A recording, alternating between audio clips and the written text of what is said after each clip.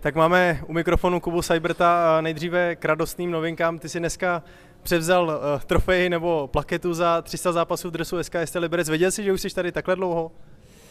No, abych řekl pravdu, tak věděl jsem to kvůli tomu, že jsem to četl na stránkách nebo na Instagramu jsem to viděl, takže bylo to pro mě trošku překvapení, že jak jsem Milan dostal to tričko za těch 200 zápasů, tak šlo to nějak rychle, ale jak jsme si říkali, už to bylo to zpětně daný, takže, ale i tak mě to překvapilo a musím říct, že trošku ne trošku, ale hodně mě to dostalo, jo, trošku mě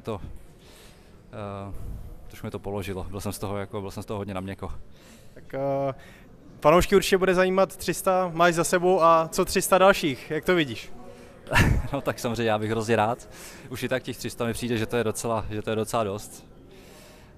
Na jednu stranu se to hodně vážím, na druhou stranu si přijdu, že už jsem fakt starý. A jo, musíme říct, že Kuba vypadá pořád mladě. Pojďme se přesunout k tomu zápasu, jak se dneska rodilo to skóre 0-3 pro Ostravu, co vlastně byl ten klíčový moment?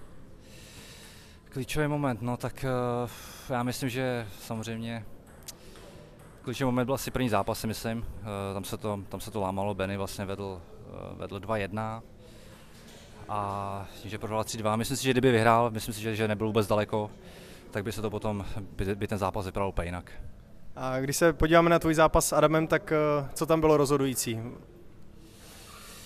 No, s ním je to vždycky takový, že já mám vždycky šanci porazit jedině, i když porazit, já jsem to ještě neporazil, ale mám s ním šanci, když s ním hraju krátký výměny, řekněme servis příjem, hodně se mu to snažím nějak rozhodit, potom v té hře už je silnější a rychlejší, takže na to jsem dneska docela došel, že jsem nebyl v tom servis příjem, nebyl jsem tak variabilní jako normálně a myslím si, že na to jsem došel. Tak Kubo, děkujeme za rozhovor a gratulujeme k 300 a budeme doufat, že se v dalším zápase bude dařit o něco líp. Děkuju moc.